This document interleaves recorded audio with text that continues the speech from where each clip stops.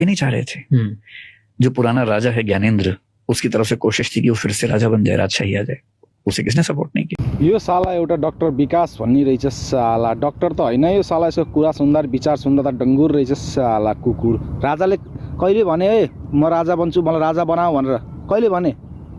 कब बोला राजा ने मेरे को राजगद्दी में बिठाओ बोल के? और कब जनता ने सपोर्ट नहीं किया राजा को?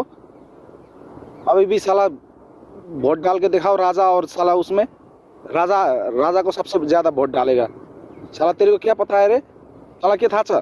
केही थाहा छैन तँलाई साला डङ्गुर साला। डाक्टर भन्दैमा सबै बुद्धिजीवी भइन्छ साला। डाक्टर भन्दा चाहिँ मलाई झट्ट हाम्रो समाजसेवी, हाम्रो नेता भनिने खालको एकजना व्यक्ति हुनुहुन्छ, उहाँ हुनुहुन्छ डाक्टर सुनिल शर्मा दाई। 10 औँला जोडेर नमस्कार र हजुरलाई धेरै धेरै धन्यवाद, जुन सेवा गरिराख्नु भएको छ जनताको माझमा गएर, त्यो हजुरको उल्लेखनीय छ दाई। यस्तै गरिराख्नुहोस्, माया सद्भाव सम्मान सधैँ रहनेछ। हस्त दाई।